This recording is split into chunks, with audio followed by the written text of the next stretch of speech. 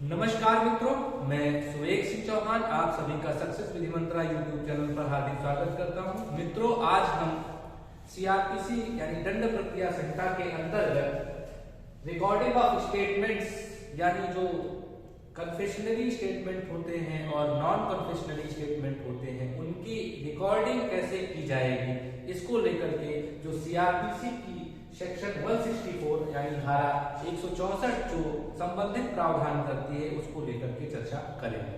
मित्रों, सबसे पहली इंपॉर्टेंट बात है कि ये जो 164 सेक्शन 164 है इसकी आवश्यकता क्यों है, जबकि हमारे पास 161 के अंतर्गत इन्वेस्टिगेशन के दौरान ही हमने पुलिस के द्वारा जो स्टेटमेंट्स है उनकी रिकॉर्डिंग की जा चुकी है।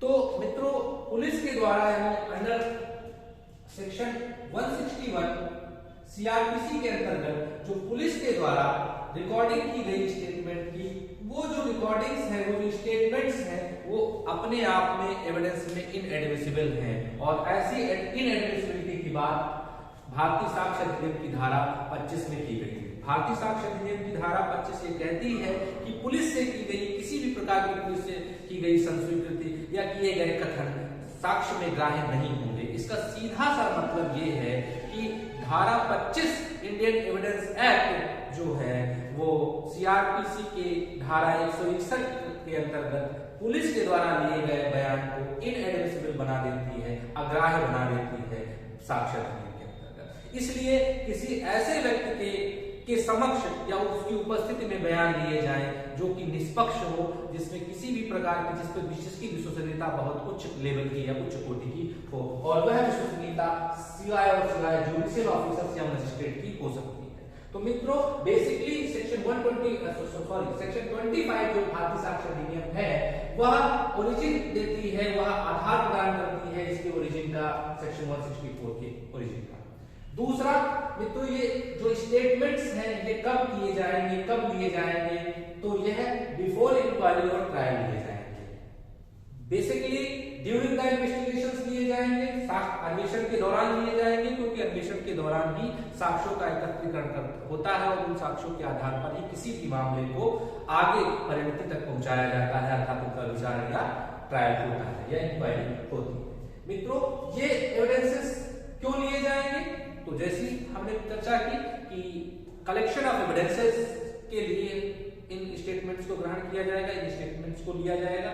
और कलेक्शन ऑफ एविडेंसेस बेसिकली काम क्या है, इन्वेस्टिगेशन के दौरान ही कलेक्शन ऑफ एविडेंसेस होता है, इसलिए ड्यूरिंग द इन्वेस्टिगेशन होगा और उसमें किया क्या जाएगा, कलेक्शन ऑफ एविडेंसेस होगा। ऐसे स्टेटमेंट्स लेने का कारण क्या है, क्यों लिए जाएंगे, तो साक्ष्यों के एकत्रीकरण के लिए लिए जाएंगे। इसके अलावा ये किसके सामने किए जाएंगे, तो जैसा आपने बताया सेक्शन 25 बार करती है कि पुलिस के सामने लिया गया स्टेटमेंट इनएडमिसिबल हो जाएगा, तो इसलिए यहाँ पर प्रोविजन किया गया कि मजिस्ट्रेट या जुडिशियल ऑफिसर जो होंगे वह उनके सामने स्टेटमेंट्स लिए जा सकते हैं। लेकिन यहाँ पर एक महत्वपूर्ण बात ये समझने योग्य है कि जो साक्ष्य लिए जाएंगे, जो स्टेटमेंट लिए जाएंगे 164 के तहत सीआरपीसी में, वो मजिस्ट्रेट यानी किसी भी कॉम्पिटेंट मजिस्ट्रेट की उपस्थिति में लिए जा सकते हैं। अब ये आवश्यक नहीं है कि उस मजिस्ट्रेट जिस मजिस्ट्रेट की उपस्थिति में ये लिए जा रहे हैं वह उसका जुरिस्डिक्शन हो, किसी भी मजिस्ट्रेट की उपस्थिति में लिए जा सकते हैं। इसको लेकर के एक केस था निकाराम versus state of Himachal Pradesh 1972। इस केस में कहा गया कि इस केस के फैक्ट्स ऐसे थे कि एक व्यक्ति ने अपनी पत्नी का मर्डर किया और उसके बाद वो जाकर के judicial officer, judicial magistrate second class के आवास पे जाकर के, रेजिडेंस पे जाकर के वो अपने स्टेटमेंट्स को रिकॉर्ड कराता है और उसके बाद जुडिशियल ऑफिसर, जो जुडिशियल मजिस्ट्रेट है जिसने जो रिकॉर्ड किया है स्टेटमेंट को, वह पुलिस को हैंडओवर कर देता है। तो उस केस में, उस पार्टिकुलर केस में ये कहा गया कि भाई जुडिशियल मजिस्ट्रेट सेकंड क्लास या जिन परिस्थितियों में साक्ष्य स्टेटमेंट लिया गया है, स्टेटमेंट रिकॉर्ड किया गया है, वो अग्राह्य है, अर्थात उस मामले में निकाराम versus state of Himachal Pradesh के मामले में उसको अग्राह्य बना दिया गया। लेकिन जनरल रूल यही है कि वो किसी भी मजिस्ट्रेट की उपस्थिति में लिए जा सकते हैं, चाहे वो उसको जुरिस्डिक्शन हो अथवा ना हो, ये मैटर नहीं करता है। मित्रों, इसके अलावा अगर हम बात करें कौन किसके स्टेटमेंट रिकॉर्ड किए जाएंगे या कौन स्टेटमेंट दे सकता है, तो कोई भी व्यक्ति जो किसी मामले से संबंधित है या मामले के विषय में उसके पास कोई जानकारी है, कोई इंफॉर्मेशन है जो किसी भी प्रकार से उस केस में काम आ सकती है, तो वह व्यक्ति कर सकता है। और ऐसे व्यक्तियों को अगर हम कैटेगराइज करें तो 3 कैटेगरीज में इनको कैटेगराइज कर सकते हैं। पहला एक्यूज्ड, दूसरा विक्टिम और तीसरा विटनेस। एक्यूज्ड को जानकारी होती है, विक्टिम जिसके साथ अपराध हुआ है उसको पीड़ित व्यक्ति है उसको जानकारी होती है, और कुछ अन्य लोग भी हो सकते हैं जो आई विटनेसेस के रूप में हो सकते हैं या किसी अन्य प्रकार से उनके संज्ञान में अगर जानकारी आई है तो वो भी लीगल अथॉरिटीज जो है, जो कोर्ट है, जो मजिस्ट्रेट है या पुलिस है, उनकी सहायता कर सकते हैं उस केस को कंक्लूजन या परिणति तक पहुंचाने के लिए। तो मित्रों ये एक्यूज्ड भी कर सकता है, विक्टिम भी कर सकता है और विटनेस भी कर सकता है। मित्रों लेकिन अगर ये एक्यूज्ड करेगा और accused relating to his conviction करेगा, अगर अपनी दोषसिद्धि के बारे में या अपने अपराध की स्वीकृति के बारे में, प्लीड्स गिल्टी के बारे में अगर वो बात करेगा तो वहां पर वो कन्फेशनल स्टेटमेंट हो जाएगा। और जो अदर लोग करेंगे, विक्टिम करेंगे या विटनेसेस करेंगे या एक्यूज्ड ही करता है लेकिन वो अपने कन्विक्शन के बारे में या अपनी गिल्टी को प्लीड नहीं करता है या किसी अन्य प्रकार का कथन करता है तो वो नॉन कन्फेशनल स्टेटमेंट हो जाएंगे। अर्थात इसके आधार पर हम इन स्टेटमेंट्स को 2 कैटेगरीज में डिवाइड कर सकते हैं। पहला वह जो कन्फेशनल स्टेटमेंट की कैटेगरी में आएगा जिसमें अभियुक्त व्यक्ति अपने अपराधी होने के बारे में स्वीकृत करता है, जिसको संस्वीकृत के नाम से भी जाना जाता है, यानी इसको कन्फेशन के नाम से भी जाना जाता है। नॉन कन्फेशनल स्टेटमेंट यानी कोई स्टेटमेंट जो उस केस से रिलेटेड है, जो जुडिशियल ऑफिसर या मजिस्ट्रेट की मदद कर सकता है उस मामले में निष्कर्ष में पहुंचने पर, और वो एक्यूज्ड के द्वारा भी किया जा सकता है, वो विक्टिम के द्वारा भी किया हुआ हो सकता है और वह विटनेसेस के द्वारा भी किया हुआ हो सकता है। लेकिन जो कन्फेशनल स्टेटमेंट होगा वो केवल और केवल एक्यूज्ड के व्यक्ति के द्वारा ही किया जाएगा, और एक्यूज्ड व्यक्ति के द्वारा भी उसमें क्या करेगा, उसमें संस्वीकृति करेगा, किसके बारे में, अपराध कारित करने के बारे में वो संस्वीकृति करेगा। मित्रों अगर कन्फेशनल स्टेटमेंट होता है तो उसके सोल बेसिस पर, अगर वो मजिस्ट्रेट के सामने 164 के तहत मजिस्ट्रेट के सामने कोई कन्फेशनल स्टेटमेंट किसी एक्यूज्ड ने दिया है तो उसके सोल बेसिस पर किसी भी व्यक्ति का कन्विक्शन हो सकता है, यानी कोर्ट उसके आधार पर कन्विक्ट कर सकता है। जैसा कि जब हम सेशन ट्रायल या वारंट ट्रायल पढ़ेंगे या समन ट्रायल पढ़ेंगे तो उसमें पूछा जाता है वेदर यू प्लीड्स गिल्टी और नॉट। मजिस्ट्रेट पूछता है या कोर्ट पूछता है उस व्यक्ति से कि भाई आप अपना अपराधी होना स्वीकार करते हैं या नहीं करते हैं, अगर नहीं करते हैं तो क्या आप ट्रायल चाहते हैं।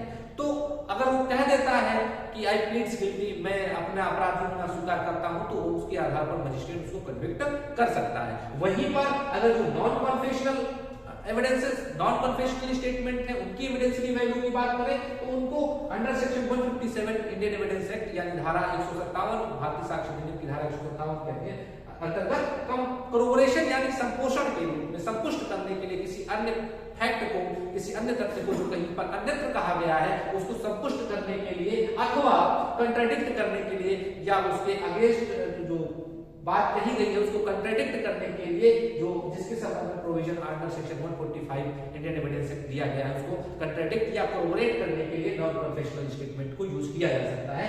वहीं कन्फेशनल स्टेटमेंट के आधार पर सोल कन्विक्शन किया जा सकता है। मित्रों अगर हम बात करें, महत्वपूर्ण बात करें कि भाई मजिस्ट्रेट और जुडिशियल ऑफिसर को 164 जब हम रीड आउट करेंगे तो उसमें मेंशन किया गया है, डिस्कशन होता है कि मजिस्ट्रेट और जुडिशियल ऑफिसर का ये डिस्कशन होता है कि 164 की वो बयान कैसे लेना चाह रहे हैं। ये उनका एक प्रकार का विवेकाधिकार होता है। उस विवेकाधिकार में वो उसकी ऑडियो वीडियो रिकॉर्डिंग करा सकते हैं, चाहे तो करा सकते हैं और चाहे ना करना चाहे तो ना भी करा सकते हैं। ये उनका पूरा डिस्कशन होता है, विवेकाधिकार होता है। वहीं पर जो एडवोकेट है उस एक्यूज्ड का या कोई भी लीगल प्रैक्टिशनर है जिसको वो चाह रहे हैं कि उसकी उपस्थिति में ये बात हो, तो वो चाहे तो उसकी उपस्थिति में, वो लीगल प्रैक्टिशनर की उपस्थिति में स्टेटमेंट रिकॉर्ड करे मजिस्ट्रेट, और ना चाहे तो वो उनकी उपस्थिति होना आवश्यक नहीं है। तो इसके संदर्भ में उसका फुल डिस्कशन है या पूर्ण रूप से उसका विवेकाधिकार है। मित्रों लेकिन ये डिस्कशन होने के बावजूद भी, ये विवेकाधिकार होने के बावजूद भी कुछ इसके एक्सेप्शंस हैं या प्रोसीजरल रिक्वायरमेंट है जो मजिस्ट्रेट को पूरी करनी होती है, यानी मैंडेटरी ऑब्लिगेशंस है मजिस्ट्रेट के ऊपर कि जब भी वो 164 के बयान रिकॉर्ड करेगा तो उस 164 के बयान के रिकॉर्डिंग के समय वो प्रोसीजरल रिक्वायरमेंट्स को फुलफिल करेगा। उसमें पहली प्रोसीजरल रिक्वायरमेंट है कि जो कि धारा 281 सीआरपीसी में मेंशन की गई है कि कोई भी मजिस्ट्रेट 164 के बयान जो रिकॉर्ड करेगा वो कैसे रिकॉर्ड करेगा, इसके संदर्भ में प्रावधान सीआरपीसी की धारा 281 में प्रदान की गई है। इसमें बेसिकली अगर हम बात करें तो उसमें कहा गया है कि जनरली जो रिकॉर्डिंग ऑफ स्टेटमेंट्स होगी वो कोर्ट की लैंग्वेज में होगी। अगर वो जो एक्यूज्ड है या जो जिसका स्टेटमेंट लिया जा रहा है वह व्यक्ति उस कोर्ट की लैंग्वेज से परिचित नहीं है तो उसमें उसकी भाषा में भी हो सकता है, उसकी लैंग्वेज में भी हो सकता है। तो लैंग्वेज ऑफ कोर्ट होगा जनरली, या स्टेटमेंट ऑफ मेकर, जो स्टेटमेंट मेकर है उसकी भाषा में भी हो सकता है। इसके अलावा उसका जो मेमोरेंडम जो सब्सटेंस है, ठीक है, सब्सटेंस भी नोट डाउन करेगा कौन? मजिस्ट्रेट करेगा। कहां पे करेगा? अंत में करेगा। सारे स्टेटमेंट्स रिकॉर्ड करने के बाद एज इट इज रिकॉर्ड किए जाएंगे, जैसा वो बोल रहा है वैसा रिकॉर्ड किए जाएंगे, और कोर्ट की भाषा में होगा तो कोर्ट की भाषा में, और अगर नहीं समझ पा रहा है कोर्ट की भाषा में तो उसकी भाषा में एज इट इज रिकॉर्ड किए जाएंगे। और उसके बाद मजिस्ट्रेट उसमें क्या करेगा? उसको सब्सटेंस फॉर्म में सार रूप में उसको भी वहां पर नीचे लिखेगा। इसके अलावा मजिस्ट्रेट क्या करेगा? अगर किसी भी प्रकार से आवश्यकता पड़ती है तो वो ट्रांसलेटर या अनुवादक की सहायता भी ले सकता है। इसके अलावा वो सब्सटेंस बनाने के बाद उस पूरे स्टेटमेंट को एक बार पढ़कर के सुनाएगा। किसको सुनाएगा? जिसने स्टेटमेंट किया है उसको पढ़कर सुनाएगा। और उसको पढ़ के सुनाने का मतलब बेसिकली इसका उद्देश्य यही है कि उसके संज्ञान में भी बात आ जाए कि मैंने जो लिखाया है वह मजिस्ट्रेट ने वही बात लिखी है, कोई दूसरी बात तो नहीं लिखी है। क्योंकि पुलिस के सामने किए गए कन्फ्यूजन को या किए गए स्टेटमेंट्स को क्यों इनएडमिसिबल बनाया जा रहा है? इसलिए बनाया जा रहा है कि पुलिस कुछ भी लिख सकती है, कुछ भी कर सकती है, उसमें किसी भी प्रकार का फैब्रिकेशन कर सकती है। क्योंकि मजिस्ट्रेट के सामने भी वही बात फिर से ना रिपीट हो जाए जो पुलिस के सामने है, यानी उसकी विश्वसनीयता बनी रहे, उस जो मेकर है, स्टेटमेंट मेकर है। इस संदर्भ में ये प्रोसीजरल रिक्वायरमेंट है कि भाई जो मजिस्ट्रेट है वो क्या करेगा? रीड आउट भी करेगा, उस स्टेटमेंट को रीड आउट भी करेगा उसके सामने कि मैंने आपसे ये बातें लिखवाई है। इसके बाद होता क्या है कि जनरली वो साइन करवा लेता है उस व्यक्ति से जिसने स्टेटमेंट किया है, और उसके बाद मजिस्ट्रेट सब्सटेंस रूप लिख करके फिर अपना स्वयं का साइन कर देता है। तो मित्रों, पहली रिक्वायरमेंट तो जो सेक्शन 281 सीआरपीसी में बताई गई, दूसरी रिक्वायरमेंट वो वॉलंटरी होना चाहिए, वो स्वैच्छिक है या नहीं है इसको लेकर के भी मजिस्ट्रेट का सेटिस्फाई होना बहुत ही आवश्यक है। अगर मजिस्ट्रेट इसको लेकर के सेटिस्फाई नहीं है तो वह एविडेंस में इनएडमिसिबल हो जाएगा। 164 के जो बयान है वो इनएडमिसिबल हो जाएंगे, अग्राह्य हो जाएंगे, वो स्वीकृत नहीं किए जाएंगे। तो इसके लिए मजिस्ट्रेट क्या कहेगा? मजिस्ट्रेट उससे कहेगा उस स्टेटमेंट मेकर से कि भाई जो आप स्टेटमेंट दे रहे हो उस स्टेटमेंट आप अपनी स्व इच्छा से दे रहे हो, आपके ऊपर कोई दबाव नहीं है, आपके ऊपर कोई ऑब्लिगेशन नहीं है, आपको फोर्स नहीं किया जा रहा है, आप अपनी इच्छा से चाहो तो दो, इस प्रकार के स्टेटमेंट को करो, या अगर आप नहीं चाह रहे तो आपको ऐसे इस प्रकार के स्टेटमेंट करने से आपको रोका भी जा सकता है, आपको ऐसे स्टेटमेंट करने की कोई आवश्यकता भी नहीं है। इसके अलावा मित्रों वो उससे पूछेगा, उससे कहेगा कि भाई ये स्टेटमेंट, या बताएगा कि ये जो स्टेटमेंट दिए जा रहे हैं ये आप स्टेटमेंट दोगे, इसका आपके विरुद्ध भी साक्ष्य में प्रयोग किया जा सकता है, या आपने कोई बात पहले की होगी या बाद में कोई बात आप कहोगे तो उसको कोरबोरेट करने के लिए या उसको कंट्राडिक्ट करने के लिए भी इसका प्रयोग भविष्य में किया जा सकता है। तो इन दोनों बातों से जब वो सेटिस्फाई हो जाएगा मजिस्ट्रेट तो ये माना जाएगा कि भाई हाँ जो स्टेटमेंट किया गया है वो वॉलंटरी है, स्वैच्छिक है, या उससे सहमत से किया गया है, वो अपनी स्वेच्छा से किया गया है। वही थर्ड पॉइंट ये कहना है information about consequences of such statement. जैसा आपने पहले बताया कि आपका कन्विक्शन भी हो सकता है, उसके आधार पर आपको दोषित भी किया जा सकता है, और उसको आपके विरुद्ध स्टेटमेंट मेकर के विरुद्ध एविडेंस में भी प्रयोग में लाया जा सकता है। इन दोनों बातों से सेटिस्फाई हो और आपके ऊपर कोई ऑब्लिगेशन नहीं है, कोई भी बाध्यता नहीं है ऐसा स्टेटमेंट करने की, और अगर आपने एक बार स्टेटमेंट प्रारंभ करता है और बीच में उसका मन बदल जाता है तो ऐसा भी हो सकता है, किसी भी प्रकार की कोई स्ट्रिक्टनेस या किसी प्रकार की कोई बाध्यता नहीं है उसके ऊपर कि वो स्टेटमेंट करे ही करे। इसके अलावा मित्रों जो फोर्थ है substance recording by magistrate. Substance recording की बात जैसे हमने की कि जितना भी स्टेटमेंट उसने रिकॉर्ड करा है वो सारे स्टेटमेंट को साफ रूप में मजिस्ट्रेट अपनी भाषा में उसको लिखेगा, नोट डाउन करेगा, तो सब्सटेंस भी लिखना आवश्यक है। इसके अलावा लास्ट जो साइन, तो साइन दोनों लोग करेंगे, सिग्नेचर दोनों लोग करेंगे, उसमें कौन कौन करेगा? स्टेटमेंट मेकर भी करेगा और मजिस्ट्रेट भी करेगा, दोनों लोग उस पर साइन करेंगे। अगर साइन नहीं होता है तो अगर साइन नहीं होता है तो ये बहुत फैटल हो जाता है 164 के तहत, और साइन ना होना अपने आप में इसके आधार पर उसको अग्राह्य बना सकता है। और वो कौन सी परिस्थिति? जनरली तो अग्राह्य नहीं होता है, लेकिन इस एक परिस्थिति में उसको ग्राह्य बनाया जा सकता है जब ऑब्जेक्शन कर दे अदर पार्टी। अदर पार्टी अगर दूसरा पक्षकार ये ऑब्जेक्शन कर देता है कि इस पे तो किसी का साइन ही नहीं है, ये तो फेक हो सकता है, किसी ने भी बनाया जा सकता है, और उस स्थिति में अगर वहां पे साइन नहीं होता है 164 के बयान के रिकॉर्डिंग्स में, तो उस स्थिति में वो इनएडमिसिबल हो जाएगा। लेकिन अगर कोई ऑब्जेक्शन नहीं करता है तो उस स्थिति में एज इट इज वो एविडेंस के रूप में वैलिड रहेगा, एडमिसिबल रहेगा, उसमें किसी भी प्रकार की समस्या नहीं होगी। मित्रों, अब हम कुछ केस लॉज पे बात करेंगे जो महत्वपूर्ण है इसके संदर्भ में। तो पहला केस है स्टेट ऑफ यूपी वर्सेस सिंघारा सिंह 1964 का केस। इसमें कहा गया कि मजिस्ट्रेट जो रिकॉर्डिंग उसने की है उसके संदर्भ में ओरल साक्ष्य नहीं दे सकता, मौखिक साक्ष्य नहीं दे सकता।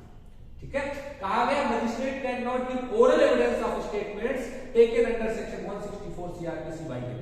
उसने जो भी रिकॉर्डिंग्स की है उसके संदर्भ में वो ओरल साक्ष्य एविडेंस नहीं दे सकता। क्यों नहीं दे सकता? क्योंकि जब उसके पास वो रिकॉर्ड्स में है, जो स्टेटमेंट उसने रिकॉर्ड की है, तो वो उसको डॉक्यूमेंट्री फॉर्म में जो उसने रिकॉर्ड किया है वो प्रस्तुत करे, ओरल रूप में क्या बताए। क्योंकि ओरल बताने में कभी कभी होता ऐसा है कि कुछ चीजें इधर की उधर हो जाती हैं, उसमें डिक्टो उसी फॉर्मेट में या उसी प्रकार से चीजों को नहीं बताया जा सकता। जैसा कि यहाँ पे प्रोसीजरल रिक्वायरमेंट भी है कि अगर रिकॉर्ड किया जाना है तो डिक्टो उसी की लैंग्वेज में, सेम उसी की भाषा में, जैसा वो बोल रहा है, जैसा वो कह रहा है, वैसा रिकॉर्ड किया जाएगा। और जब मजिस्ट्रेट ओरली उसको बताने जाएगा तो कुछ ना कुछ, ये तो ह्यूमन एरर हो सकता है, मानवीय भूल हो सकती है, कुछ भी इधर से उधर हो सकता है। इसीलिए ये कहा गया कि स्टेट ऑफ यूपी वर्सेस सिंघारा सिंह 1964 के मामले में ये कहा गया कि भाई ओरल एविडेंस, वो जो भी रिकॉर्डिंग्स उसने की है उसका ओरल एविडेंस वो नहीं दे सकता और वो इनएडमिसिबल होगा।